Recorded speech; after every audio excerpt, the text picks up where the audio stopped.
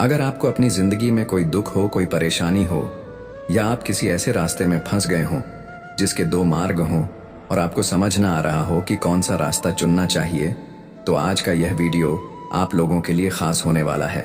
हमारे जीवन में अक्सर ऐसे क्षण आते हैं जब हम दुविधा में होते हैं और सही समय पर सही निर्णय नहीं ले पाते। ऐसे में श्रीमद् भागवत गीता के श्लोक में मनुष्य के जीवन की हर समस्या का हल छिपा है। भागवत गीता का उपदेश सुनते ही आपकी सारी परेशानियां एकदम से हल हो जाएंगी और आप बहुत शांत महसूस करेंगे। कहते हैं, गीता को पढ़ लेने से या सुन लेने से आपके सारे जन्मों के पाप इसी जन्म में खत्म हो जाते हैं। भगवान श्री कृष्ण ने स्वयं अर्जुन को उपदेश दिया था, जो भागवत गीता के रूप में प्रसिद्ध है। भले ही यह ग्रंथ पुराना है, लेकिन आज के दौर में भी यह आपकी सारी परेशानियों का हल आपको दे सकता है। भागवत गीता आपको एक जीने का ऐसा ढंग सिखाती है जो भरोसे और त्याग पर निर्भर करता है। जब तक आपको किसी चीज पर भरोसा नहीं है, आप उसे हासिल नहीं कर सकते, और जब तक आप त्याग नहीं करेंगे, आपको कुछ हासिल नहीं होगा। भरोसे और त्याग से ही सब कुछ हासिल किया जा सकता है। दोस्तों, आज के इस वीडियो में हम आपको भागवत गीता के 20 ऐसे उपदेशों के बारे में बताएंगे जो सरल भाषा में दिए गए हैं। इन्हें आप ध्यान से जरूर सुनिएगा और अपने दोस्तों के साथ जरूर शेयर कीजिएगा। गीता का पहला उपदेश है क्रोध पर काबू रखना। आपने यह कहावत तो जरूर सुनी होगी कि क्रोध से भ्रम पैदा होता है, भ्रम से बुद्धि व्यग्र होती है, और जब बुद्धि व्यग्र होती है तब तर्क नष्ट हो जाता है। जब तर्क नष्ट होता है तब व्यक्ति का पतन हो जाता है। यह कहावत भगवान श्री कृष्ण ने स्वयं कहा था। श्री कृष्ण कहते हैं, क्रोध एक ऐसा जहर है जो व्यक्ति को मारता तो नहीं, लेकिन उसे अपने जैसे विषैला बना देता है। अब आप सोचेंगे, भला क्रोध किसी व्यक्ति को विषैला कैसे बना सकता है? वह इसलिए क्योंकि अक्सर जब इंसान गुस्से में होता है तो अपना आपा खो बैठता है। वह सामने वाले को ऐसे शब्द बोल देता है जो किसी जहर से कम नहीं लगते। आप में से भी ऐसे बहुत से लोग होंगे जिन्हें क्रोध की वजह से बहुत सी परेशानियों का सामना करना पड़ा होगा, क्योंकि क्रोध के आवेश में आकर अक्सर इंसान अपने पराये का लिहाज भूल जाता है, जिसके चलते वह अपने सबसे करीबी रिश्ते तक खो बैठता है। अब सवाल यह है कि क्रोध की अग्नि को ठंडा कैसे किया जाए। तो चलिए हम आपको एक कहानी के माध्यम से समझाते हैं। प्राचीन समय की बात है। एक महिला थी जिसका स्वभाव बहुत क्रोधित था। उसे छोटी छोटी बातों से गुस्सा आ जाता था। अपने गुस्से के आगे वह अच्छे बुरे का भेद तक भूल जाती थी और जो मुंह में आता बोल देती थी। महिला के इस उग्र स्वभाव के कारण उसका परिवार और पूरा गांव परेशान था, मगर जब उसका गुस्सा शांत हो जाता तो वह अपने के पर पछतावा भी करती थी। वह खुद अपने क्रोध को काबू करना चाहती थी, लेकिन उसे सफलता नहीं मिल पा रही थी। ऐसे ही एक दिन उसके गांव में एक संत आए। महिला भी संत से मिलने पहुंची और उन्हें अपनी परेशानी बताई और कहा, मैं अपना स्वभाव नहीं सुधार पा रही हूं, कृपया कोई ऐसा उपाय बताएं जिससे मेरा स्वभाव हमेशा के लिए शांत हो जाए। संत ने महिला की बातों को गौर से सुना। वह समझ चुके थे कि उसकी समस्या कैसे दूर हो सकती है। उन्होंने महिला को एक शीशी दी और कहा कि इसमें एक दवा है। जब तुम्हें क्रोध आए तो इसे मुंह से लगाकर धीरे धीरे पीना। इसे तब तक मुंह से लगाए रखना जब तक तुम्हारा क्रोध शांत ना हो जाए। जब इसकी दवा खत्म हो जाए तो आश्रम आकर और ले जाना। संत की आज्ञा मानकर महिला ने क्रोध आने पर उस दवा का सेवन करना शुरू कर दिया। एक सप्ताह में ही उसका क्रोध कम होने लगा। इससे खुश होकर वह आश्रम में संत से मिलने पहुंची और उन्हें बताया कि आपकी दवा चमत्कारी है, मेरा क्रोध कम हो गया है। तब संत ने उसे बताया कि असल में यह शीशी में कोई दवाई नहीं है, बल्कि सामान्य पानी है। क्रोध के समय तुम्हारे वचन को बंद करना था, तुम्हें मौन रखना था, इसलिए मैंने तुम्हें यह शीशी दी। शीशी मुंह पर लगी होने की वजह से तुम क्रोध के समय कुछ बोल नहीं पाए। इससे सामने वाले लोग तुम्हारी बातों से बच गए। तुम्हारे चुप रहने से बात बिगड़ने से बच गई। इसलिए दोस्तों, जब भी आपको गुस्सा आए तो कुछ समय के लिए आप शांत हो जाइए और मौन होने का प्रयास करें। इससे आपका क्रोध शांत हो जाएगा। भागवत गीता का दूसरा उपदेश है देखने का नजरिया। भगवान श्री कृष्ण कहते हैं, हालात को देखने का नजरिया तय करता है कि हमारा भविष्य कैसा होगा। जो लोग नकारात्मक सोचते हैं उनके जीवन में कई तरह की परेशानियां बढ़ने लगती हैं। जिस तरह हम लोगों की सोच एक जैसी नहीं हो सकती, उसी तरह चीजों को देखने और उन्हें समझने का हमारा नजरिया भी एक जैसा नहीं हो सकता। कोई इंसान ऐसा होता है जो हमेशा अच्छी चीजें सोचता है, तो कोई ऐसा होता है जिसके दिमाग में हमेशा बुरे विचार ही आते हैं। उसी तरह कोई व्यक्ति ऐसा होता है जिसमें कुछ ना कुछ अच्छाई जरूर होती है, लेकिन कोई ऐसा भी होता है जो हर चीज में कमियां ही निकालता है। दोनों ही स्थितियों में दो अलग अलग तरह की सोच रखने वाले व्यक्तियों को लगता है कि वे सही हैं। सही सोचने वाले को लगता है कि उसकी सोच सही है, और गलत सोचने वाले को भी ऐसा ही लगता है। लेकिन कहीं ना कहीं दोनों में से केवल एक व्यक्ति ही सही होता है। मैं आपको एक छोटी सी कहानी के माध्यम से समझाता हूं कि हमारा लोगों और जिंदगी के प्रति नजरिया कैसा होना चाहिए। पुराने समय में एक शराबी व्यक्ति के दो बेटे थे। उसकी पत्नी की मृत्यु हो चुकी थी। जब बच्चे थोड़े बड़े हुए तो वे भी पिता की नशे की लत से परेशान रहते थे। एक दिन पिता की भी मृत्यु हो गई। जब दोनों लड़के जवान हुए तो बड़ा भाई शराबी बन गया, लेकिन छोटा भाई पढ़ लिख कर समाज का सम्मानित व्यक्ति बन गया था। दोनों भाइयों को देखकर लोग आश्चर्य करते थे कि एक भाई बेकार है, शराब पीते रहता है, लेकिन दूसरा भाई इतना समझदार और सफल इंसान कैसे बन गया। एक दिन कुछ लोगों ने बड़े भाई से पूछा, तुम दिन भर शराब पीते हो, लोगों से बिना वजह झगड़ा करते हो, इसकी वजह क्या है? तुम ऐसे किस वजह से बन गए? शराबी व्यक्ति ने उत्तर दिया, आज मैं जो कुछ भी हूं उसके जिम्मेदार मेरे पिता हैं। वह हमेशा शराब पीते थे, घर में झगड़े करते थे। उन्हें देखकर मैं भी उनके जैसा ही हो गया। फिर वो लोग छोटे भाई के पास पहुंचे। उन्होंने पूछा, तुम्हारा बड़ा भाई तो शराबी है, वह कुछ काम भी नहीं करता, लेकिन तुम एक सफल और प्रसिद्ध इंसान बन गए हो, इसकी वजह क्या है? सफल व्यक्ति ने कहा, मैं आज जिस मुकाम पर हूं उसकी वजह मेरे पिता हैं। ये बातें सुनकर लोगों को बहुत हैरानी हुई। दोनों लड़कों के अच्छे बुरे हालात के लिए इनके पिता जिम्मेदार कैसे हो सकते हैं? लोगों ने छोटे भाई से यह प्रश्न पूछा।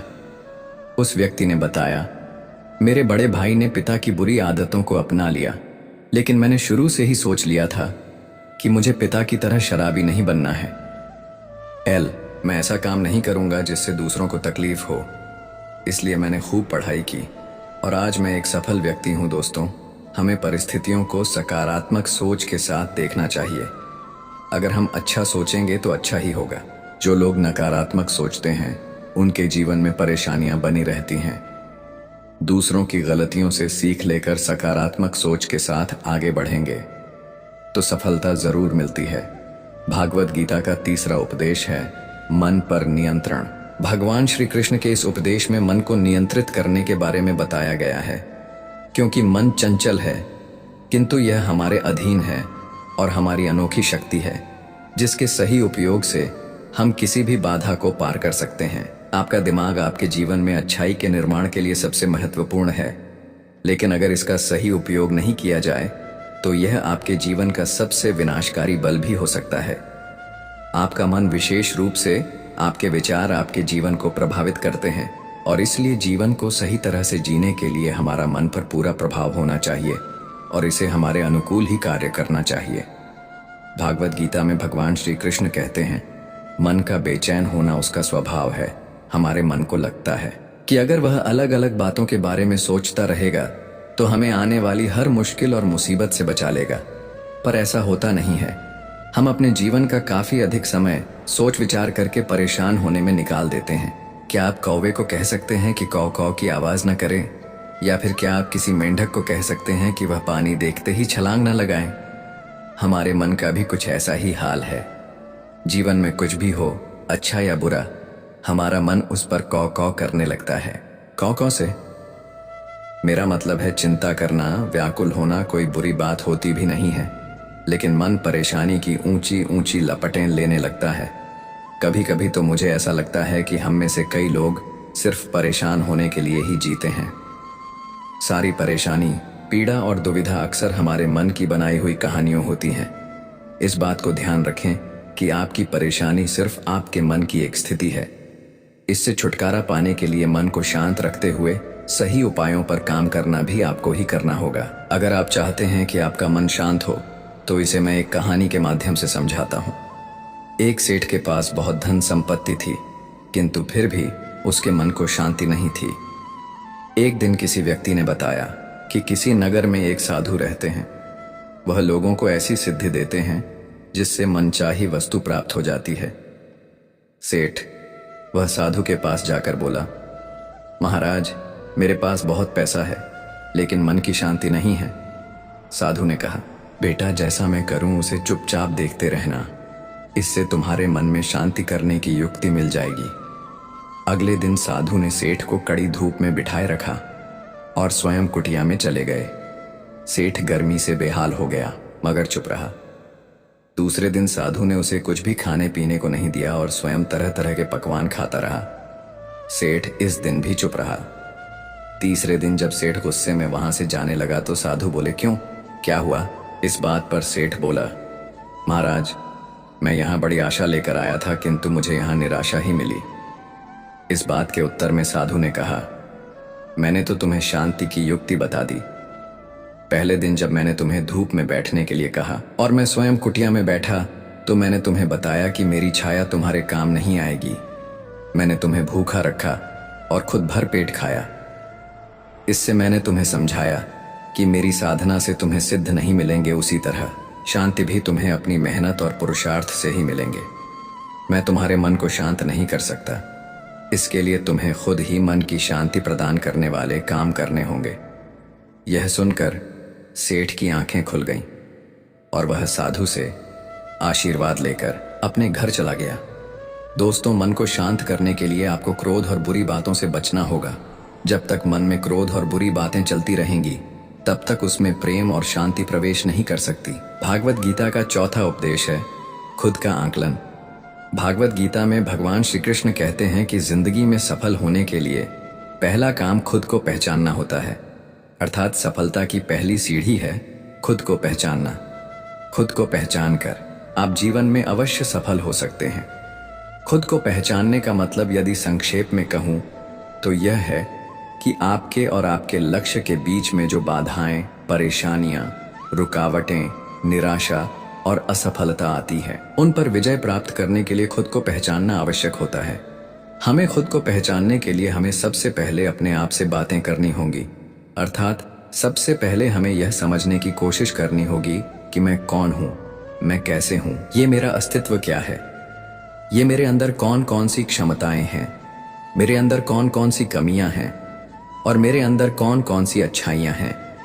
मेरी सोच कैसी है तो मेरे विचार कैसे हैं कि मेरे जीवन का उद्देश्य क्या है, मेरी जिंदगी का लक्ष्य क्या है, क्या जो मैं वर्तमान में कार्य कर रहा हूं उससे मेरे उद्देश्य पूरे हो सकते हैं, क्या मैं अपने लक्ष्य तक पहुंच सकता हूं। यदि मेरे इस कार्य से मेरे उद्देश्य पूरे नहीं हो रहे और मैं अपने लक्ष्य तक नहीं पहुंच पा रहा हूं तो मुझसे ऐसी क्या गलती हुई जो मैं अपने ही उद्देश्य की पूर्ति करने और लक्ष्य तक पहुंचने में बाधक बन गया। खुद को पहचान पाने में असफल होने के कारण दुनिया में ज्यादातर इंसान खुद को जानने के बजाय लोग दूसरों को जानने के पीछे लगे रहते हैं।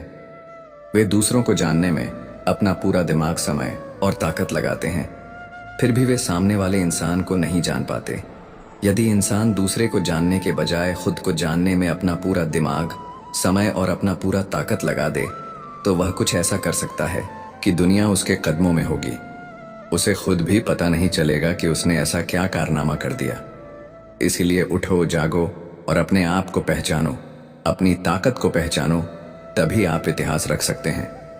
भागवत गीता का 5वां उपदेश है खुद का निर्माण। श्री कृष्ण कहते हैं कि मानव जीवन अनमोल है, इस बात से कोई इनकार नहीं करता, परंतु यह भी विडंबना है कि इस अंश रूपी शरीर को हम उतना मान सम्मान नहीं देते जितना वास्तव में हमें करना चाहिए। यह सच है कि हम शरीर के ऊपरी सौंदर्य की चिंता बहुत करते हैं, किंतु इस शरीर के भीतर बैठे ईश्वर और उसके निवास रूपी मंदिर के प्रति कभी सचेत होना ही नहीं चाहते। इसी कारण हम भौतिक सुख दुख के चक्रव्यूह में उलझे रहते हैं एल और खुद के निर्माण के प्रति लापरवाह बने रहते हैं। इस लापरवाही का खामियाजा न केवल खुद हमें बल्कि परिवार, समाज, राष्ट्र और समूचे संसार को किसी न किसी रूप में भुगतना ही पड़ता है। आज की अगर सबसे बड़ी जरूरत की बात करें तो वह है खुद के निर्माण की। हमें सोचना ही होगा कि हम अपना निर्माण कैसे करें। ईश्वर ने हमें सर्वश्रेष्ठ बनाया है, सिर्फ इतना मान लेने भर से हम श्रेष्ठ नहीं बन सकते। हमें अपने मन, वचन और कर्म से भी श्रेष्ठ बनना ही होगा। जब तक हम खुद को ईश्वर की एक इकाई मानकर विचार नहीं करेंगे, तब तक हमारा या आपका भला नहीं हो सकता। हमें अपने शरीर रूपी मंदिर और उसके भीतर बैठे जीव तत्वों को महत्व देना होगा। उसकी स्वच्छता और उसके प्रति समर्पण भाव का अनुकरण बनाए रखना ही होगा। हम जितनी चिंता बाहरी निर्माण की करते हैं, उससे कहीं अधिक चिंता स्वयं के निर्माण की भी करनी होगी। इसके लिए हमें सिर्फ अच्छाइयों और सकारात्मक बिंदुओं पर ही ध्यान केंद्रित करना होगा। हमें अपने और दूसरों के अच्छे गुणों पर ध्यान देना होगा। हम सभी सर्वशक्तिमान परमात्मा की संतान हैं। शक्तिशाली परमात्मा के सारे गुण हमारे अंदर विद्यमान हैं। उन शक्तियां का सही प्रयोग करके हम अपना निर्माण कर सकते हैं और अपना सुंदर निर्माण के साथ ही हम अपने परिवार, समाज, राष्ट्र तथा पूरी सृष्टि का निर्माण कर सकते हैं। आइए आज हम अपने जीवन के स्वनिर्माण की पहली सुबह मानकर जुट जाएं और सबसे पहले खुद के निर्माण के लिए प्रयास करें। विश्वास कीजिए, असंभव जैसा भाव संभव की सबसे बड़ी बाधा है। इसलिए असंभव को ताले के अंदर बंद कर सिर्फ संभव के मंत्र का मंत्र उच्चारण कीजिए। याद रखें, आपकी पहचान केवल आप नहीं है। आपका व्यक्तित्व और कृतित्व ही आपको रेखांकित करेगा। इसके लिए स्वनिर्माण के अलावा कोई दूसरा रास्ता ही नहीं है। भागवत गीता का छठा उपदेश है, कर्म करो, फल की चिंता मत करो। श्री कृष्ण ने भागवत गीता में कर्म और फल के बीच एक संबंध बताते हुए कहा है कि हमें कर्म करना चाहिए, लेकिन फल की चिंता नहीं करनी चाहिए। यह इसीलिए है क्योंकि हम अपने कर्म फल के बारे में पूर्वानुमान लगा सकते हैं, लेकिन फल निश्चित नहीं होता है। इसीलिए फल की चिंता करना निरर्थक है और इससे हमें अत्यधिक चिंता और तनाव का सामना करना पड़ता है।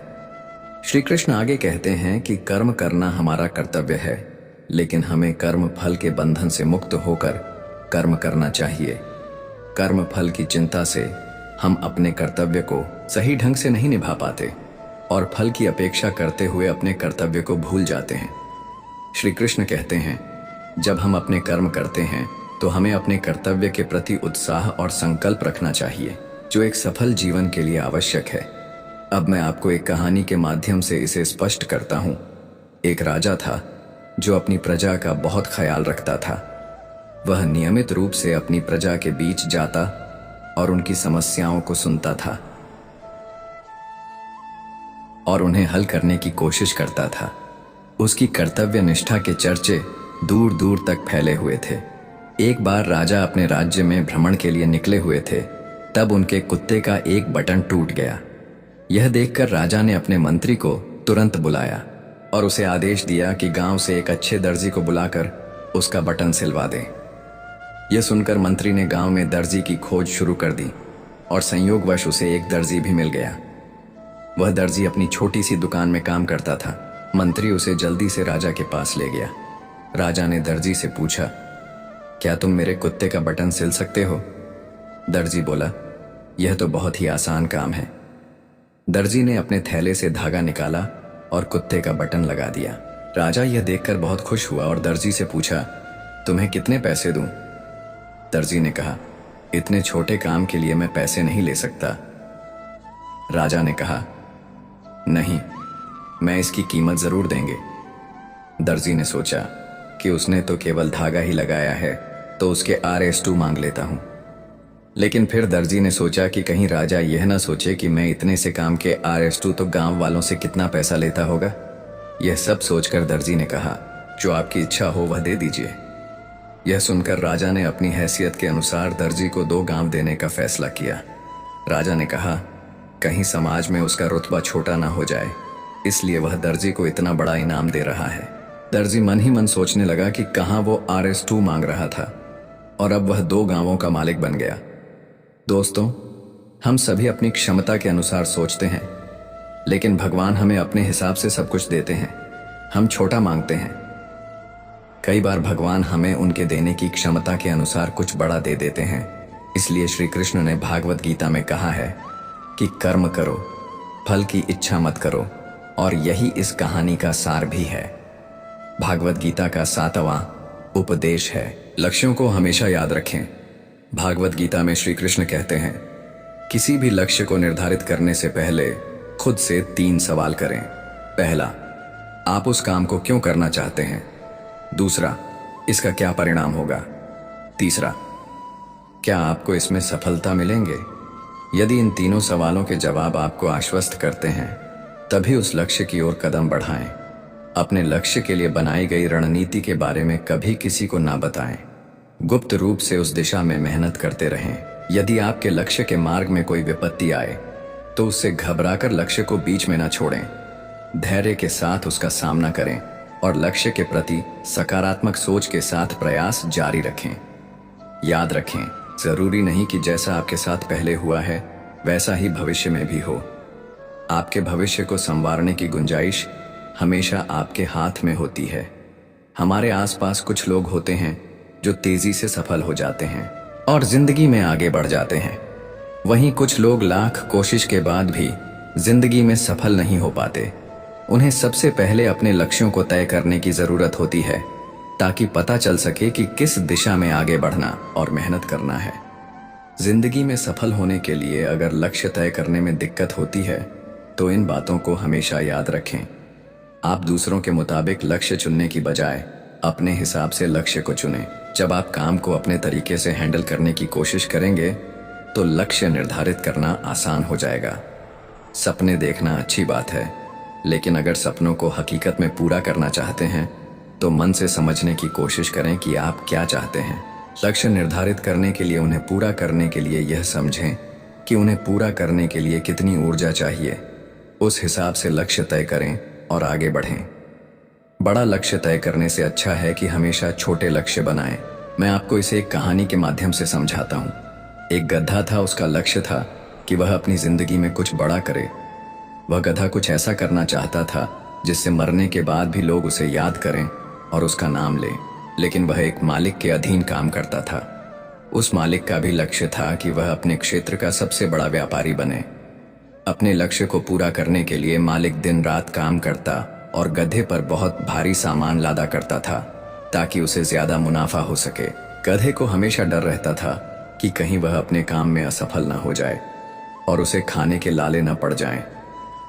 इस डर की वजह से गधा अपने मालिक को छोड़ नहीं पाता था और अपनी पूरी जिंदगी अपने मालिक के लक्ष्य को पूरा करने में लगा देता है।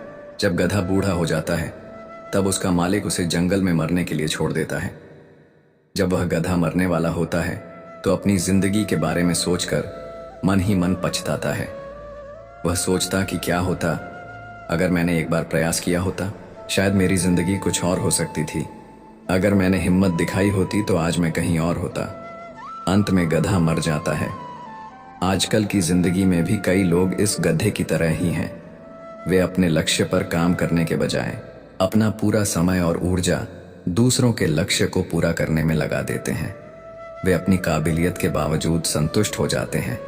जब तक हम खुद के बारे में नहीं सोचते और खुद के लक्ष्य पर काम करना शुरू नहीं करते, तब तक हम अपनी जिंदगी अपने हिसाब से नहीं जी पाते। इसलिए हमें जितना हो सके उतनी जल्दी अपने लक्ष्य पर काम करना चाहिए। अंत में अगर इस गधे की तरह पछताना नहीं चाहते, तो अपने लक्ष्य के बारे में सोचें और उसी में आगे बढ़ें, एक बार हिम्मत करके। जब हम अपनी जिंदगी अपने हिसाब से जीने लगते हैं और अपने लक्ष्य को पूरा करने के बारे में सोचते हैं, तो ऐसी कोई गारंटी तो नहीं कि हम अपने लक्ष्य को 100% पूरा कर पाएंगे, लेकिन यह अफसोस नहीं रहेगा कि हमने कुछ किया ही नहीं। इसलिए अपनी काबिलियत को पहचानें और अपने लक्ष्य को पूरा करें। भागवत गीता का 8वां उपदेश है, वर्तमान में जीना सीखो। भागवत गीता में कहा गया है कि अतीत का भय और भविष्य की चिंता व्यक्ति को इतना परेशान कर देती है कि वह चैन से जी नहीं पाता। कभी कभी तो वह अपना मानसिक संतुलन तक खो बैठता है। हमें यह नहीं भूलना चाहिए कि अपराध और चिंता मनुष्य की प्राकृतिक भावनाओं हैं, लेकिन इनसे ग्रस्त हो जाना अथवा सोच लेना कि इनसे छुटकारा मिलना बहुत मुश्किल है, यह ठीक नहीं है। इसी सोच का परिणाम और प्रभाव व्यक्ति के मन मस्तिष्क को अस्थिर बनाए रखता है। इसके लिए मनुष्य को अपनी सोच की सीमा का विस्तार करना चाहिए। अतीत में मत डूबो। इस समय हमारे पास केवल वर्तमान क्षण है। हम अतीत को जी नहीं सकते या बदल नहीं सकते, और भविष्य काल्पनिक है। वर्तमान क्षण ही हमारी जननी है। हमें अपने वर्तमान क्षण को नया आकार देना चाहिए और अपना भविष्य बनाना चाहिए। हमारा समय सीमित है। इसे अतीत के बारे में सोचने या भविष्य की चिंता में बर्बाद ना करें। एक योजना बनाएं, उस पर अमल करें और बेहतर कल के लिए अपने आज का पूरा उपयोग करें। आप आज जो करते हैं वही आपका कल निर्धारित करता है। वर्तमान क्षण में जीना सीखना सफलता और खुशी की कुंजी है। आज काम शुरू करने का सबसे अच्छा दिन है, क्योंकि आज हमारे पास जो कुछ भी है वह सब काल्पनिक है। हमारा अतीत हमें सर्वोत्तम सबक सिखाता है। बस उससे सीखें और आगे बढ़ते रहे और अपने आज को बेहतर, आनंदमय और पूर्ण बनाने का प्रयास करें। भागवत गीता का नवा उपदेश है, खुद पर विश्वास रखें। श्री कृष्ण कहते हैं, जब तक आप खुद पर विश्वास नहीं करते तब तक दूसरों को भी आप पर विश्वास नहीं होगा। जीवन में सफलता पाने के लिए आपको अपने सपनों का पीछा करना चाहिए। अपने सपनों के लिए काम करें और उन्हें हासिल करने के लिए हमेशा तत्पर रहें। आप जितनी मेहनत करेंगे उतनी ही जल्दी आपके सपने पूरे होंगे। अगर आप खुद पर विश्वास करते हैं तो दुनिया में कुछ भी असंभव नहीं होता। जब तक आप खुद पर विश्वास नहीं करेंगे तब तक आप अपने सपनों को पूरा नहीं कर पाएंगे। खुद पर विश्वास करना आपकी जिंदगी में बदलाव ला सकता है। आप कुछ भी कर सकते हैं। आपको खुद पर विश्वास करना होगा और फिर देखिए आप कैसे जीवन में सफल होते हैं। अगर किसी को खुद पर भरोसा हो तो कोई भी कठिन काम आसानी से पूरा किया जा सकता है। रामायण में ऐसा ही एक प्रसंग है जब वानर सेना माता सीता की खोजबीन करते हुए जब समुद्र तट पर पहुंची तो विशाल समुद्र को पार कर लंका जाना कठिन प्रतीत होने लगा। तब अंगद ने कहा, मैं समंदर के उस पार लंका तो जा सकता हूं, पर वापस लौट कर आ पाऊंगा, इस पर मुझे संदेह है। अंगद को अपनी क्षमता और योग्यता पर भरोसा नहीं था। तब जामवंत ने हनुमान को उनकी क्षमता और शक्ति की याद दिलाई और कहा, क्या आप लंका जाकर सीता जी का पता लगा सकते हैं? हनुमान ने पूरे आत्मविश्वास के साथ हामी भरी और कहा कि मैं अभी जाता हूं और रावण सहित सभी राक्षसों का संहार करके माता सीता को वापस लेकर आता हूं। तब जावंत जी ने कहा कि रावण और अन्य राक्षसों का संहार भगवान राम स्वयं करेंगे। आप तो माता सीता का पता लगा कर आए। तभी हनुमान जी ने एक ही छलांग में समुद्र पार कर जाते हैं। रास्ते में सुरसा और सहिंका ने उन्हें रोकने की कोशिश भी की, मगर उनका आत्मविश्वास जरा भी कम नहीं हुआ और वह लंका पहुंचे। वहां कई राक्षसों का संहार किया और अशोक वाटिका में सीता जी को देखा, फिर लौट आए। दोस्तों, जब हम किसी ऊंचे मुकाम की तरफ बढ़ते हैं तो मन में आशंकाएं और भय जरूर आते हैं, मगर हमें इनसे पार पाने के लिए अपने भीतर के भरोसे को मजबूत रखना चाहिए। उत्साह के साथ लक्ष्य की ओर बढ़ने से हमारा आत्मविश्वास भी मजबूत होता है। अगर हमें अपनी क्षमता पर यकीन हो जाए तो कोई भी लक्ष्य आसानी से पाया जा सकता है। अगर आपको खुद पर विश्वास नहीं है तो आप डरपोक हैं। क्या आपने कभी सोचा है कि पर्वतारोही और खिलाड़ी भी दूसरे लोगों की तरह ही होते हैं, फिर भी वे इतने कठिन लक्ष्य आसानी से कैसे पा लेते हैं? इसका जवाब है आत्मविश्वास, खुद पर भरोसा। भागवत गीता का 10वां उपदेश है, संगत का असर। भगवान श्री कृष्ण कहते हैं, संगत का असर सब कुछ बदल देता है। संगत के कारण हमारी चाल ढाल, पहनावा, खान पान, बात करने का तरीका और चरित्र तक में बदलाव आ जाता है। हमारी संगति का जीवन में गहरा असर पड़ता है। इसलिए संगत अच्छे लोगों की करनी चाहिए ताकि उनकी अच्छाइयों को हम ग्रहण कर सकें। कहते हैं, खरबूजा खरबूजे को देखकर रंग बदलता है। इस कहावत का अर्थ है कि संगत का असर हर किसी पर कम या अधिक होता है। संगति से मनुष्य जहां महान बनता है, वहीं बुरी संगत ही उसका पतन भी करती है। अच्छी संगति पारस के समान है। जिस प्रकार पारस के छूने से लोहा भी सोना बन जाता है, उसी प्रकार संगति के प्रभाव से दुष्ट व्यक्ति भी देवता समान बन जाते हैं। लेकिन यदि व्यक्ति को बुरी संगति मिलती है तो उसका जीवन नरक हो जाता है। दोस्तों, मैं आपको एक कहानी के माध्यम से समझाता हूँ। एक गुरु अपने शिष्यों के साथ एक बगीचे में घूम रहे थे। रास्ते में वो अपने शिष्यों को अच्छी संगत में रहने के विषय में बता रहे थे, लेकिन शिष्य उस बात को समझ ही नहीं पा रहे थे। तभी गुरु जी ने पूरे बगीचे में नजर घुमाई और उन्होंने फूलों से भरा एक गुलाब का पौधा देखा।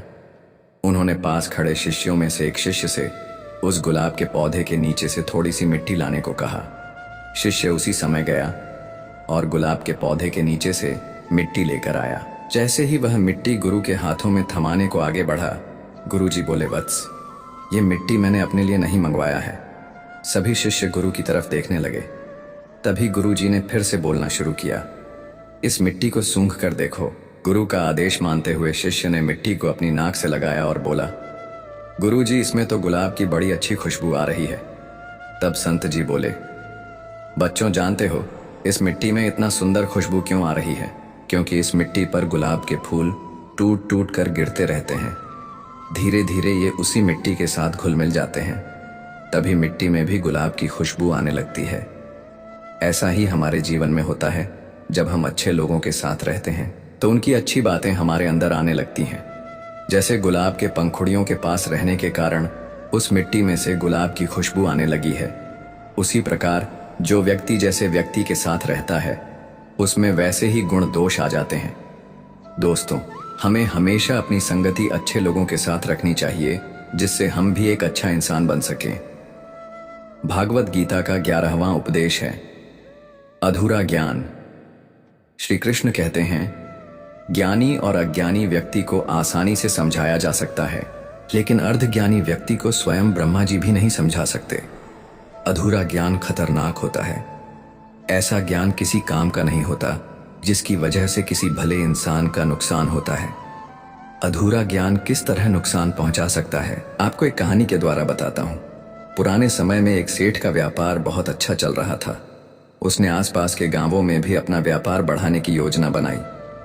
एक व्यक्ति सेठ के पास गया और बोला कि वह साझेदार बनना चाहता है। सेठ को व्यापार बढ़ाने के लिए एक साझेदार की जरूरत थी। उसने अनजान व्यक्ति को अपने व्यापार में शामिल कर लिया। अब दोनों साझेदारी व्यापार करने लगे। नया साझेदार बहुत मेहनती था। सेठ और साझेदार की मेहनत से व्यापार एकदम तेजी से बढ़ रहा था। सेठ बहुत खुश था। एक दिन सेठ का करीबी दोस्त उससे मिलने आया तो उसने साथी साझेदार को देखा। सेठ का दोस्त उस साझेदार को पहचान गया कि ये तो एक ठग है और चोरी करता है। सेठ का मित्र खुद को शास्त्रों का जानकार और ज्ञानी मानता था। उसने कहीं पढ़ा था कि कभी भी किसी की बुराई नहीं करनी चाहिए, इसलिए उसने नए साझेदार की सच्चाई सेठ को नहीं बताई। सेठ का मित्र बोला कि तुम्हारा नया साझेदार बहुत मेहनती है, सभी का विश्वास जीत लेता है। यह सुनकर सेठ को प्रसन्नता हुई, क्योंकि नया साझेदार मेहनत कर ही रहा था। जल्द ही उसने सेठ का विश्वास भी जीत लिया। अब सेठ की तिजोरियों की चाबियां भी नए साझेदार के पास ही रहती थीं। एक रात मौका पाकर वह साझेदार सेठ का सारा धन लेकर भाग गया। सुबह जब सेठ नींद से जागा तो देखा कि सारा धन गायब है। उसका पूरा व्यापार बर्बाद हो गया। दुखी सेठ अपने मित्र के पास पहुंचा और उसने पूरी बात उसे बता दी। सेठ का मित्र बोला, मैं तो यह बात पहले से जानता था कि वह एक ठग है। वह मेहनत करके दूसरों का भरोसा जीत लेता है और मौका पाकर उनका धन लेकर भाग जाता है। यह बात सुनते ही सेठ को क्रोध आ गया। उसने मित्र से कहा, तुम्हें यह बात मालूम थी, तुम मुझे क्यों नहीं बताई? मेरे जीवन भर की कमाई लूट गई है। सेठ का मित्र बोला, मैं कभी किसी की बुराई नहीं करता हूं। बुराई करना पाप है, मैंने शास्त्रों में पढ़ा है, इसलिए मैंने उसकी बुरी बातें तुम्हें नहीं बताएं। शास्त्रों के जानकार मित्र की यह बात सुनकर सेठ ने उससे कहा, भाई, आज तुम्हारे अधूरे ज्ञान की वजह से मैं बर्बाद हो गया। ऐसा ज्ञान किसी काम का नहीं जिससे किसी भले इंसान का नुकसान हो। दोस्तों, आपको यह पता चल ही गया होगा कि अधूरा ज्ञान बहुत ही खतरनाक होता है, इसलिए कोई भी ज्ञान पूरा अवश्य ग्रहण करें। भागवत गीता का 12वां उपदेश है, दोस्त और दुश्मन की पहचान करना। दोस्तों, भागवत गीता में कहा गया है कि अगर हम जिंदगी में सफलता पाना चाहते हैं तो हमें ऐसे दोस्तों की जरूरत होती है जो हमें आगे बढ़ने की प्रेरणा दे। लेकिन अगर हम बहुत ज्यादा सफल होना चाहते हैं तो हमें दुश्मनों की जरूरत होती है। इसे ऐसे समझ सकते हैं, जब कोई आपका बुरा करने का प्रयास करे या आपको नीचा दिखाएं, तो आप अपनी प्रतिभा और खुद को सही साबित करने के लिए ज्यादा मेहनत करते हैं। जब तक आप अपने दुश्मन की कमजोरी नहीं जान जाते, तब तक उसे दोस्ती रखने में ही भलाई है। इस दौरान आपको उसकी कमियां पता चल जाएंगी। ऐसे में जब वह आप पर अपना कोई नुक्सा आजमाएगा, तो आपके पास पहले से ही उसका तोड़ मौजूद रहेगा। श्री कृष्ण बताते हैं, जिन लोगों का चरित्र बुरा हो, जिनकी नजर अच्छी नहीं हो, और जो लोग बुरे लोगों की संगत में रहते हैं, उन्हें गलती से भी दोस्त नहीं बनाना चाहिए। दोस्त और दुश्मन की पहचान को लेकर एक बात कही गई है कि जिस प्रकार चंदन का पेड़ अपनी मादक सुगंध और शीतल प्रकृति के लिए विख्यात है, लेकिन इस गुण की वजह से ही उस पर दुनिया के सबसे ज्यादा विषैले सांप लिपटे रहते हैं, इसी प्रकार ये जरूरी नहीं कि जो व्यक्ति आपके सामने अच्छा व्यवहार कर रहा है वह वास्तव में आपका दोस्त या हितैषी हो। इस बात की भी संभावना है कि वह आपके प्रति को विचार और शत्रुता का भाव रखता हो। श्री कृष्ण कहते हैं कि जो व्यक्ति सामने से प्रशंसा और आपके पीछे बुराई करने वाले मित्र का भूल कर भी साथ नहीं देना चाहिए। ऐसे मित्र सामने से मधुर व्यवहार करते हैं और आपको खुश करने की कोशिश करते हैं, लेकिन जैसे ही इन्हें मौका मिलता है, वैसे में ये मित्र आपको नुकसान पहुंचाते हैं। ऐसे मित्र दुश्मन से भी ज्यादा खतरनाक होते हैं। एक दिन दो दोस्त राहुल और केशव बातें करते हुए जा रहे थे। हालांकि वो दोनों पक्के दोस्त थे, पर अचानक किसी बहस में पड़ गए। राहुल ने केशव को थप्पड़ मार दिया। थप्पड़ लगने के बाद केशव ने कुछ नहीं कहा, बस नीचे पड़ी रेत पर लिख दिया, मुझे चोट लगी है क्योंकि आज मेरे दोस्त ने मुझे थप्पड़ मारा है। 2 दिनों बाद दोनों दोस्त फिर मिले। इस बार उन्होंने नदी में नहाने जाने का प्रोग्राम बनाया। अगली सुबह दोनों नदी में नहाने पहुंचे। जब वो नहा रहे थे तो केशव का पैर फिसला और वो डूबने लगा। जब राहुल ने उसे डूबता देखा तो झट से उसे बचाने के प्रयास में लग गया और उसे बचा लिया। बचाए जाने के बाद केशव ने पत्र पर लिखना शुरू किया, आज मुझे मेरे सबसे अच्छे दोस्त ने बचाया। केशव ने पूछा, जब मैंने तुम्हें थप्पड़ मारा तो तुमने रेत पर लिखा, और जब मैंने तुम्हें बचाया तो तुमने पत्थर पर लिखा, ऐसा क्यों? इस पर केशव ने जवाब दिया, जब लगे कि दोस्त से कोई गलती हुई है, उसने हमें कोई चोट पहुंचाई है या हमें किसी बात का बुरा लगा हो, तो अच्छा होगा कि हम रेत पर लिख दें, क्योंकि ये हवा के साथ मिट जाएगा। लेकिन जब आपका दोस्त आपके साथ कुछ अच्छा करे तो हमेशा पत्थर पर लिखें, ताकि इसे हमेशा याद रखा जा सके। दोस्तों, जहां दोस्ती होती है, प्यार होता है, वहां थोड़ी बहुत बहस और लड़ाई भी होती है। यदि उस बात को हम अपने दिल पर लगा लें तो फिर दोस्ती या कोई भी रिश्ता कैसे चल पाएगा। एक दोस्त आपसे लड़ भी सकता है, आपके लिए लड़ भी सकता है। एक तरह आप उसकी गलती को नजरअंदाज करें और दूसरी तरफ उसकी अच्छाई को हमेशा याद भी रखें। भागवत गीता का 13वां उपदेश है, हमेशा हमें अपने धर्म के अनुसार काम करना चाहिए। यदि कोई बच्चा विद्यार्थी है तो उसे पढ़ाई में ही ध्यान लगाना चाहिए। सैनिक को अपने देश की रक्षा, राजा को अपने प्रजा की रक्षा, माता पिता को अपने संतानों को प्रेम, बच्चों को अपने बूढ़े माँ बाप की सेवा तथा शासक को शासन करना चाहिए। दोस्तों, ये कहना चाहते हैं कि हर व्यक्ति अपने कर्म यानी अपनी ड्यूटी को सही रूप से करेगा तो इस समाज में हमेशा संतुलन बना रहेगा, फिर कभी भी किसी को किसी से परेशानी नहीं होगी। भागवत गीता का 14वां उपदेश है, अहंकार और घमंड। श्री कृष्ण कहते हैं कि इस दुनिया में ज्यादातर लोग अपने अहंकार के कारण ही बर्बाद हो जाते हैं। वो विश्वास या भरोसे से ज्यादा अपने अहंकार को महत्व देते हैं। आदमी का अहम और वहम दोनों उसे सफलता की सीढ़ियों चढ़ने नहीं देता, क्योंकि एक अहंकारी आदमी की दुनिया उससे शुरू होती है और अंत भी उसी पे होती है। अक्सर मेरी माँ मुझसे कहा करती है, जिंदगी में कितने भी बड़े मुकाम पर पहुंच जाओ, कितने भी बड़े आदमी क्यों ना बन जाओ, मेरी एक बात हमेशा याद रखना, बड़ी सफलताओं को अपने दिमाग में घर करने मत देना। कभी भी घमंड मत करना, क्योंकि घमंड का घर हमेशा खाली रहता है। घमंडी इंसान के पास कोई भी व्यक्ति रहना पसंद नहीं करता, क्योंकि एक अहंकारी व्यक्ति दूसरों को हमेशा नीचा दिखाने की कोशिश करता है। व्यक्ति को आम के फलों से लदे पेड़ की तरह होना चाहिए, जिसकी टहनी फलों से लदी और झुकी रहती है।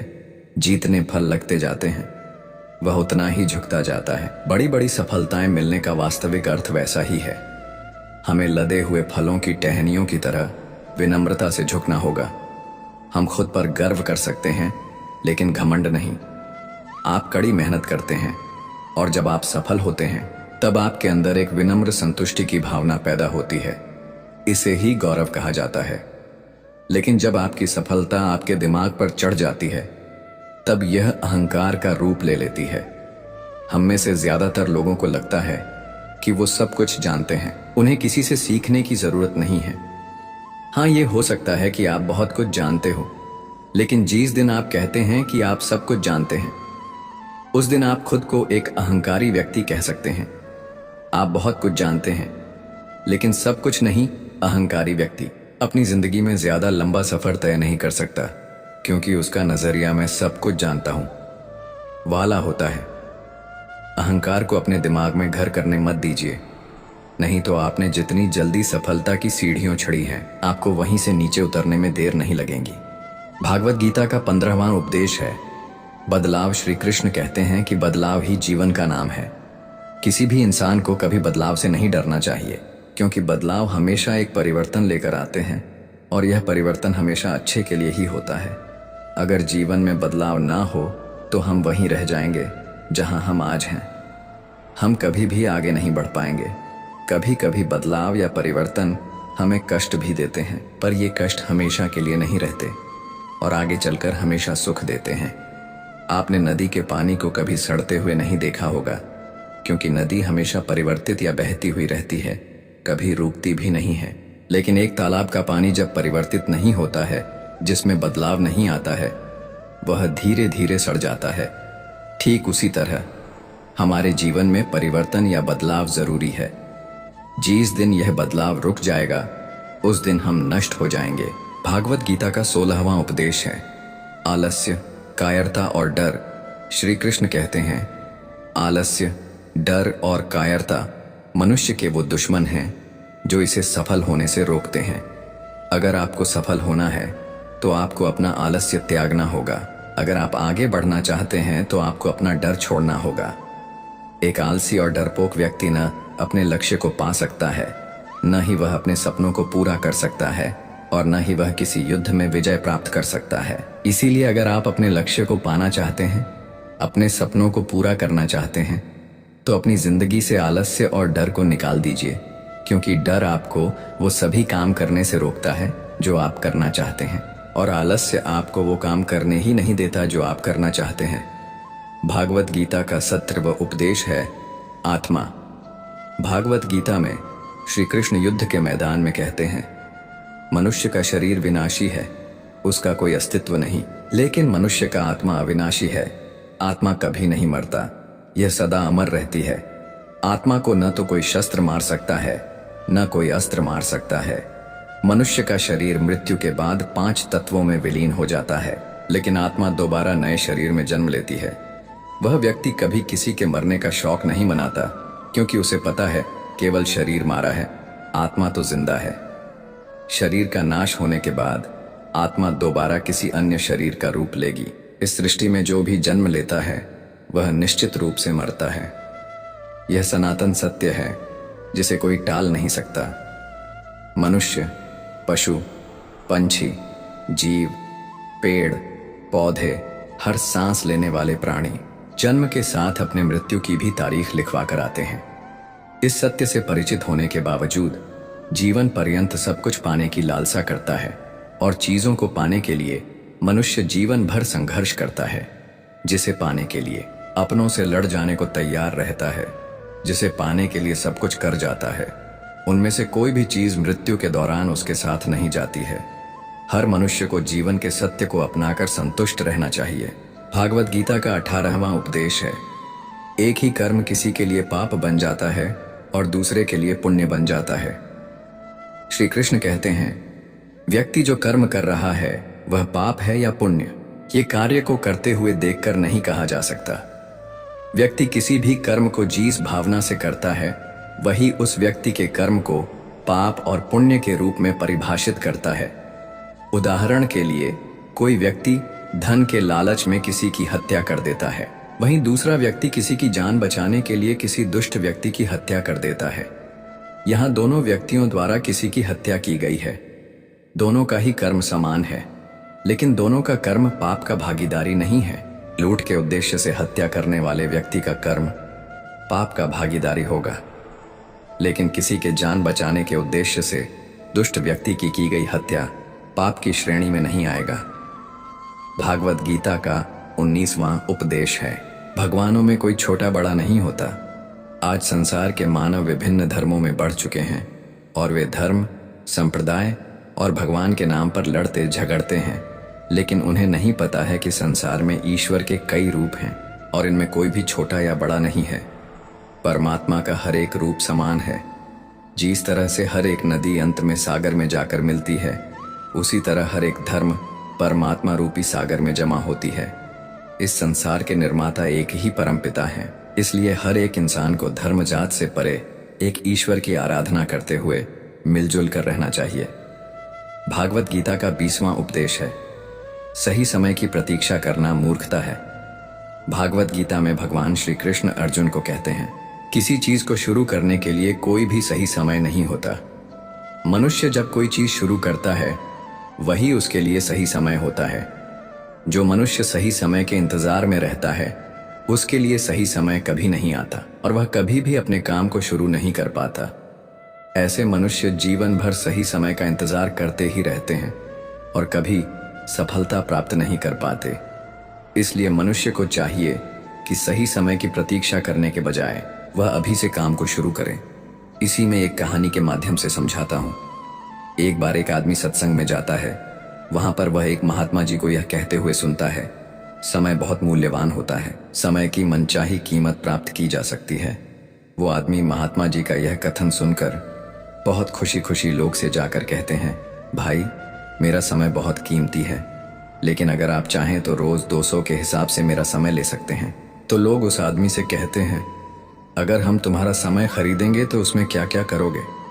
वह आदमी कहता है, अरे भाई मैं तो अपना समय बेच रहा हूं, जो तुम्हारी मर्जी हो उस तरह उसका उपयोग करना। ऐसा सुनकर लोग उसे पागल कहकर भगा देते। वह आदमी अंत में उसी महात्मा के पास आता है और उनसे कहता है, महात्मा जी आपने कहा था कि समय बहुत कीमती है, लेकिन कोई भी मेरे समय का RS1 भी देने को तैयार नहीं है। महात्मा जी उसकी मूर्खता भरी बातें सुनकर हंसते हैं और महात्मा जी कहते हैं, बेटा समय की कीमत तो जरूर मिलती है, लेकिन उसके लिए समय का सही उपयोग और परिश्रम करना पड़ता है। वह आदमी महात्मा जी के कहने का मतलब समझ जाता है और अपने समय का सदुपयोग करने का निश्चय करता है। हमारे जीवन का हर पल कीमती है, लेकिन उसकी कीमत प्राप्त करने के लिए परिश्रम और अच्छे विचारों की आवश्यकता होती है। इसलिए अपने समय का उपयोग अच्छे कार्यों में करें, न कि बुरे कार्य करने में। दोस्तों, अगर आपको इस वीडियो से कुछ भी सीखने को मिला हो तो कृपया इस वीडियो को लाइक और शेयर करें और कमेंट में जय श्री राधे कृष्ण अवश्य लिखें। यदि आप हमारे कर्म धर्म चैनल पर नए हैं तो चैनल को सब्सक्राइब करके नोटिफिकेशन बेल आइकॉन को भी पल पर सेट कर लें, ताकि आप हमारी हर नई वीडियो की जानकारी पा सकें। धन्यवाद। जय श्री राधे कृष्ण।